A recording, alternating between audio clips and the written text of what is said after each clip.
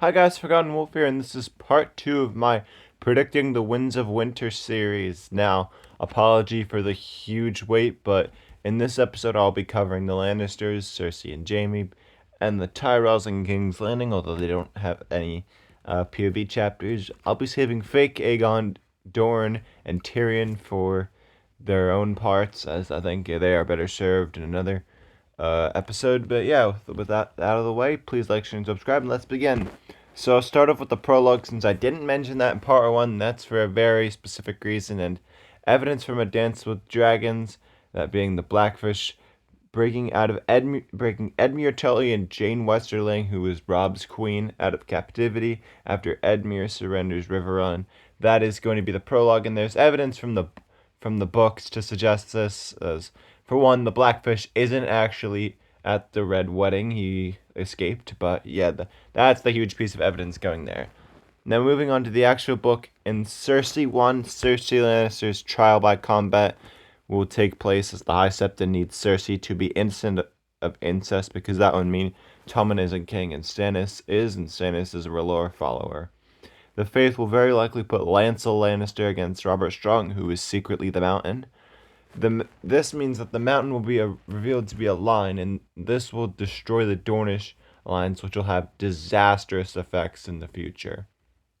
The next chapter for the Lannisters is Cersei 2, where Margaery Tyrell will be tried, and we know from the Winds of Winter sample chapters that Margaery Tyrell will be found innocent. And at the end of this chapter, Cersei will learn that Tommen has been poisoned and is dead, following up on the Dornish being very mad that Gregor Clegane, or the Mountain, is alive. With the Mountain alive, that will anger the Sand Snakes, which they will take their vengeance on the Lannisters, meaning Tommen is basically dead since Myrcella has promised to Trystane Martell, and narratively it makes a lot more sense for Cersei to be alive. That's why they wouldn't kill her. Next, we get our first Jaime chapter, where Jaime will receive word that Tommen is dead, and Jaime won't really care about that as he didn't with Joffrey, but Jaime will also receive word that Edmure Tully has been broken out of captivity on his way to Casterly Rock, but before Jaime can act, Jaime will reunite with Brienne, who is luring him into a trap thanks to Lady Stoneheart, who is Catelyn Stark brought back to life. Oh, what? And she leads the Brotherhood, searching for people responsible for the Lannisters of the Red Wedding, being the Lannisters, of course, the Freys, and the Boltons. Brienne was given a choice in the last book, because of her Lannister's sword. Lady Stoneheart thought she was serving the Lannisters, not Catelyn Stark. Die or help Lauren Jaime, because Jaime was name dropped by Roose Bolton when killing Robb Stark at the Red Wedding, if you remember. Unlike in the show where Roose Bolton just said excuse me, I just burped. Where in the show Roose Bolton said the Lannisters send their regards.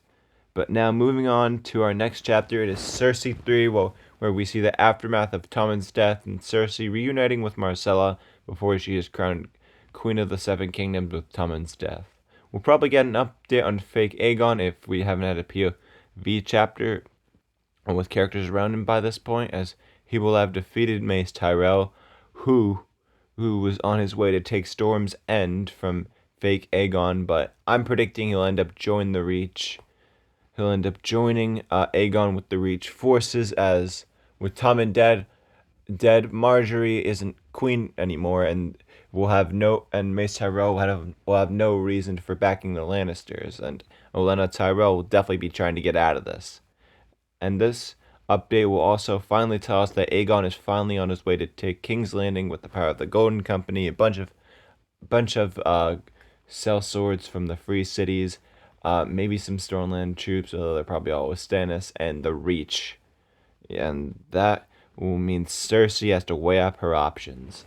Moving back to Jaime, where in Jaime 2, Jaime and Brienne go to the Brotherhood, but Jaime thinks it is the Hound holding Sansa Stark hostage, but it turns out to be Lady Stoneheart, and Jaime Lannister is taken prisoner again, but with certain death looming, he will be given a choice. Elaborate more on that later. Speaking of Cersei.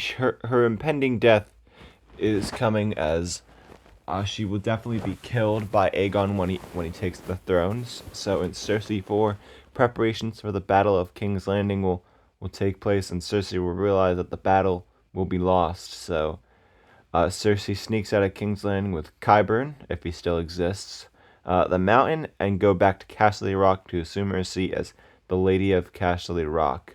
We know this because George R.R. Martin said that someone will be ruling Castle Rock in the Winds of Winter, which logically leaves Cersei since Jaime's off doing other things and is about to be captured by the Brotherhood, and Tyrion is with Daenerys. So unless Myrcella is somehow ruling Castle Rock, this leaves Cersei. Moving back to Jaime, we get actually Brienne 1 of this book where where was I? Sorry, I lost my part.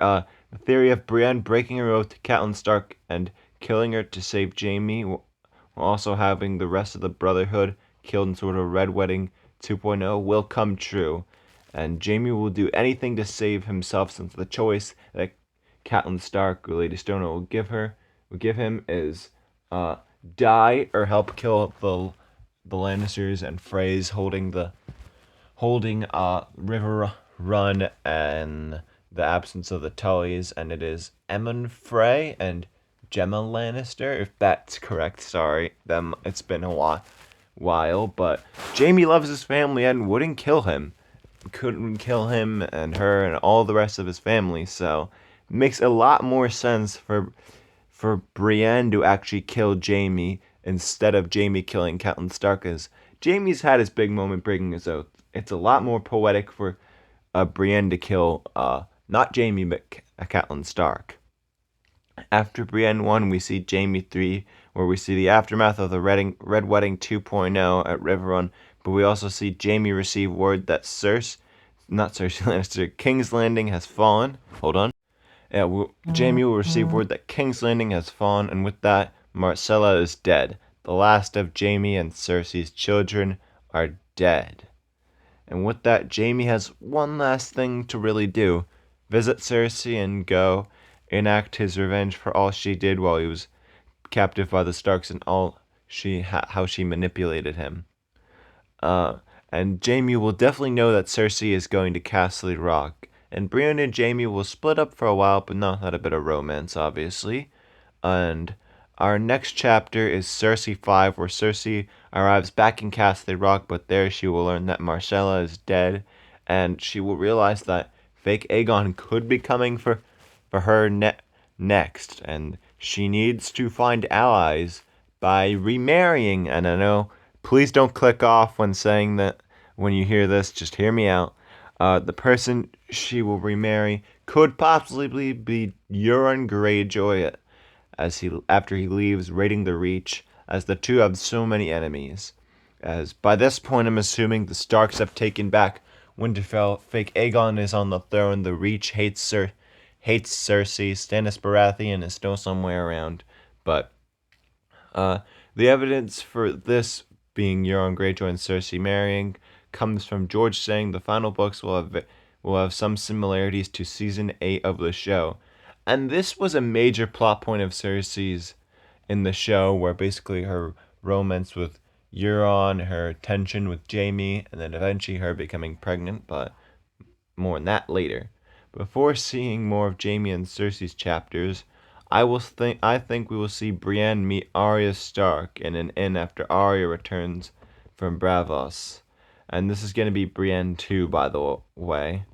Brienne insists on going with Arya to protect her after feeling guilty about killing Catelyn Stark to the Lady Stoneheart, and Arya agrees only if they go to the Twins where the Freys are to enact some revenge, setting up Arya massacring the Freys, but I will save that for a future part. The next chapter with the Lannisters are Cersei 4, where it is Cersei being married to Euron, and during the wedding feast she reunites with Jaime, who confronts her about what she did, like in the show when discussing Tommen's death. Cersei will dismiss Jaime, and the chapter ends with Euron consummating the marriage with Cersei. The last Jaime chapter of the book is Jaime 4, where being angered by Cersei's words at the wedding feast, he goes to kill her, but he can't bring himself to do it because possibly he loves her, or he can't get into the bedchambers with Robert Strong there. And with that, Jaime leaves Castle Rock, ending the chapter, leaving an uncertain future for A Dream of Spring. The final chapter is Cersei's, and Cersei 6, where she is now queen again, being married to Euron, who is king of the Iron Islands. And after interacting with Euron and realizing Jaime has left Castle Rock possibly for good, Cersei discovers she is pregnant with Euron's son. And this is for a specific purpose in A Dream of Spring. Now I'll move on to the Tyrells, and although they don't have any POV characters, it's very obvious what's going to happen. Loras Tyrell was severely wounded when taking Dragonstone, since Stannis went up north, so he might stay there or he might die. I'm not too sure about that one. Mace Tyrell is said to be leaving for Storm's End to take from fake Aegon when Margaery Tyrell is freed, and we know that's going to happen because in the Winds of Winter sample chapters, Mace Tyrell has left King's Landing, and I said earlier, Mace Tyrell will probably end up joining Aegon with Tommen's death, meaning Margaery would be free to marry again. And yeah, Garland Tyrell, he's somewhere. I don't know. He might be killed if he's in King's Landing when Aegon takes the throne. I don't know, but now I should mention Margaery Tyrell. Margaery Tyrell will not be queen after her trial because Tommen will be dead, and I do think that in order to get Mace Tyrell on his side, Aegon will begrudgingly agree to marry Margaery Tyrell, meaning Margaery now has married 4 kings now, being Renly, Joffrey, Tommen, and now fake Aegon.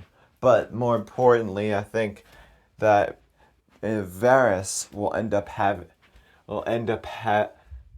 Margaery Tyrell killed while Aegon is in the Reach battling Euron. Spoilers, but Varys we know is in King's Landing, still living in the Wall. So having Margaery killed is there's a theory for this being that Varys is turning into everyone he hated, all to put Aegon on the throne, and Varys is not dumb, and he will realize that with Daenerys coming with dragons, the best shot between the two of them to Aegon to keep the throne is for Aegon to marry Daenerys. So by killing Margaery, this leaves Aegon free to marry.